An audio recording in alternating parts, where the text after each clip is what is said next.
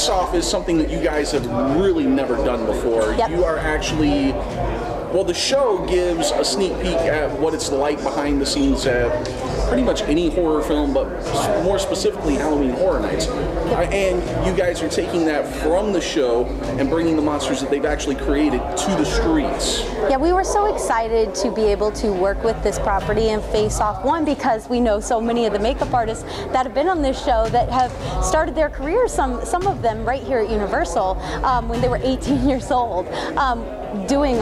Starting just as, you know, makeup artists and stuff here. We were very excited to bring the street to life. We were sent a huge deck of characters to choose from. It was an amazing, there were hundreds of characters that we could choose from. It was very hard to just pick our favorite 10, which is what we have out there. I think another unique thing about that scare zone is the fact that you walk through it one time and you're going to see 5 unique characters. You're going to go through it another time and you're going to see 5 more. So you're not seeing the same characters over and over all night long. And we're celebrating all the seasons of Face Off.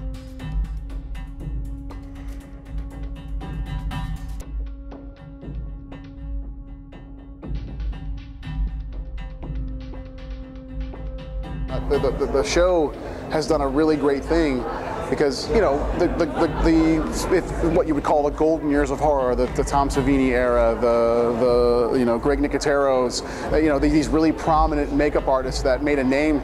They were their own brand in the type of makeup art that they brought to the table. And, you know, and then CG kind of came along, and that's kind of for a while there, it kind of went down to the wayside as far as the artistry involved with creating some of these really great real characters. So Face Off comes along and brings back to the forefront the notion that there is a real art and a craft and a talent that goes into creating the layers involved to making someone that looks like you or I into something completely different and horrifying or beautiful. Or that show's really done a great job in not only showing the great characters, but also really displaying the process and the talent that goes into from step 1 to a finished product, which they've done a great job with.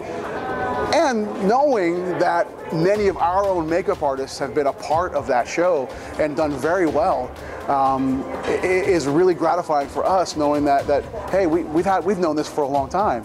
You know, Laura Tyler and the Garcia brothers and Doc, we've known for years and years these are great makeup artists, and now for them to be able to show the world the talent they offer, and then be able to bring their creations here to Halloween Horror Nights. It's an awesome full circle thing where you know, they've been creating characters that we've created for a long time, but up until this year, now we are bringing their characters and their creations to life, which is just awesome. It's a really cool full circle thing that we're really happy about, and it's being incredibly well received by the guests. They appreciate the idea that they can spend some time with these characters and take a photo and still get some scares in there, but really, you know, get an up close look at these amazing works. And that's one main reason why we wanted to do a scare zone, make sure that people could, at their own leisure, spend some time with these awesome creations.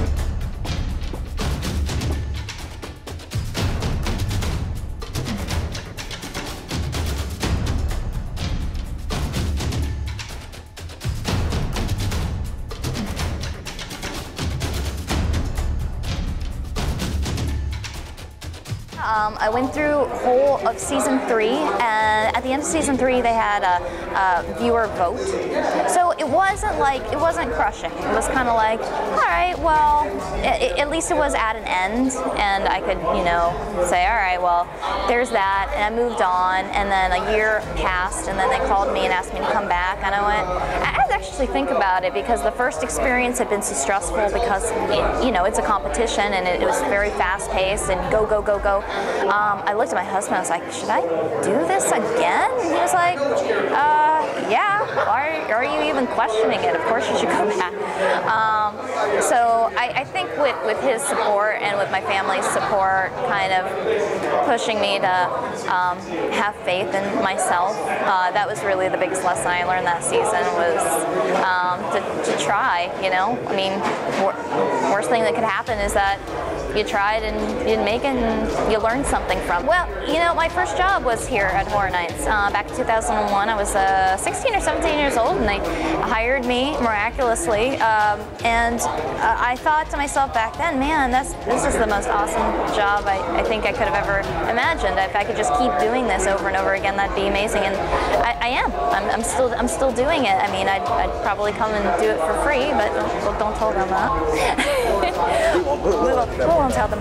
But no, it's surreal. It's a really surreal dream to go from my beginnings and then have it come full circle, where I get to go in and not only design or be responsible for the design, but I also get to re-sculpt the creature and then go out there and I get to watch guests just get frightened by my work. I mean, it's a performance piece, and that's the wonderful thing about makeup is that you're not only sculpting and painting art on a person's face, but it actually begins to breathe life into itself when a performer is moving. And I've said it once, I've said it 1,000 times, you go into a haunted house, it's not the makeup that scares you, it's the person behind the makeup that's performing.